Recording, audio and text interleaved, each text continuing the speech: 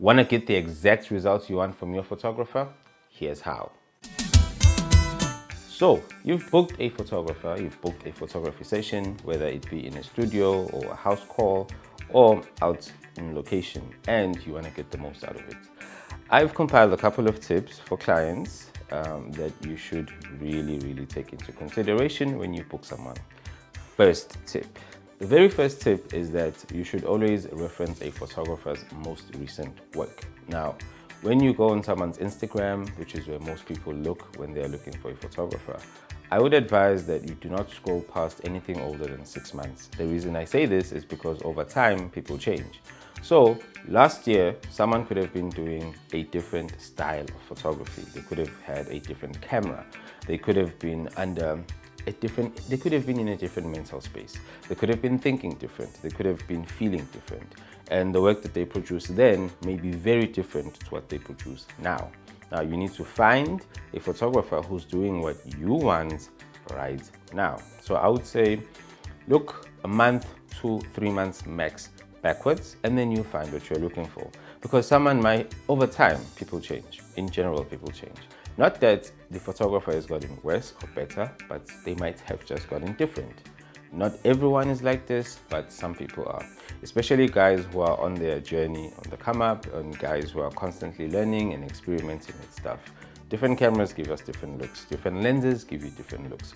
So you may find that the person that you want to book had a totally different catalog a year ago than they do now.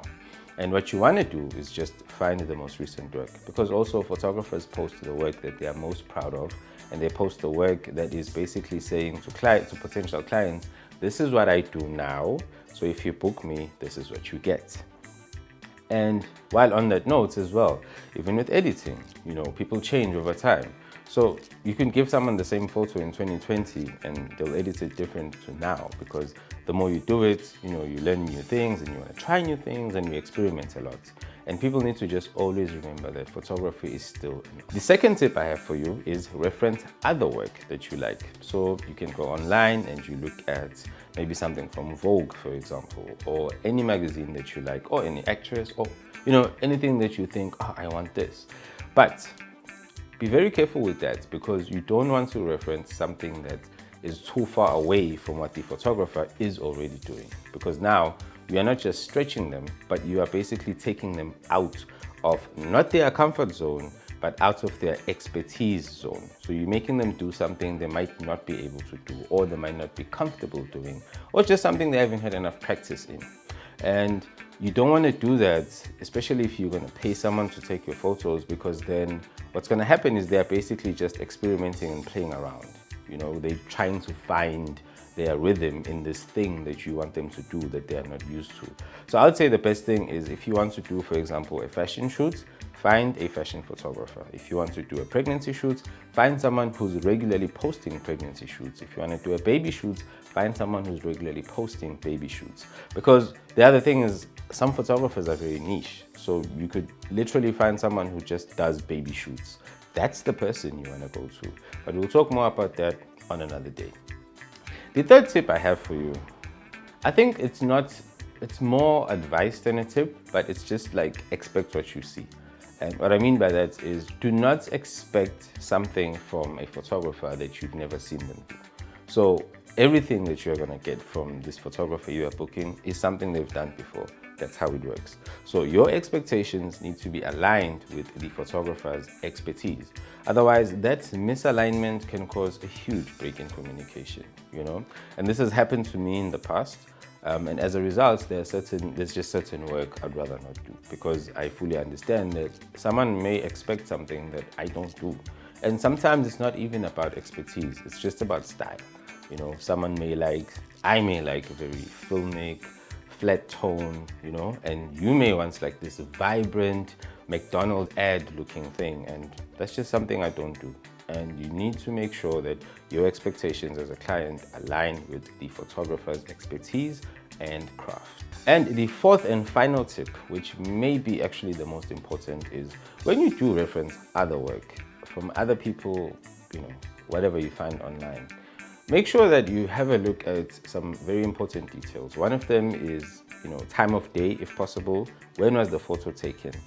Does the photo have a golden light to it and it looks like sunset? Because you can't do morning stuff and want it to look like a sunset reference. Was it a sunny day? Was it a cloudy day? Because that makes all the difference to the actual photo, how it's going to come out. Look at the colors that the photo that you love so much has.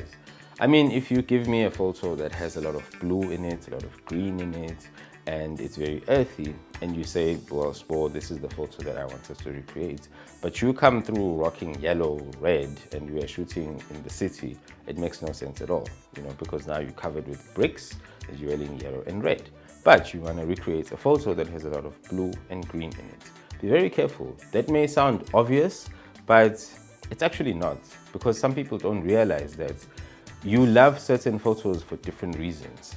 And when you want to recreate, so to speak, a particular photo, you need to basically be in that space. You need to recreate the whole thing. You need to recreate the lighting, you need to recreate the colors, you need to recreate the mood. So you can't just take any random photo and think, this is the photo that I want to recreate, and then just do any other random setup and think that you're gonna get this. No. That's not how it works. That's really not how it works. So people just need to be very careful with these kinds of things. And that goes also with the expectation thing, that if this is what you give me and this is what you want and they don't look the same, you can't expect the same results. Okay? So that's it. I hope you enjoyed these tips, and please always remember, try and just remember these tips. Come back to this post the next time you want to book a photographer. There's a shorter version of this that's going to be available on my Instagram. So I'm just hoping that this helps someone out there, because it doesn't only apply when you're doing a photo shoot, but it also applies when you're booking a photographer for an event even. Just make sure you one, reference their recent work. Number two, reference other work. Number three, expect what you already see them do. And number four, when referencing other work, make sure to pay attention to the weather, the time of day, the lights, and the colors in that photo that you are referencing, so that it does not clash with what you are actually going to do. Okay, it's been fun. I shall see you again on the next Tip Tuesday. Peace. Oh, wait. Be sure to subscribe. That's what they say here. Cut.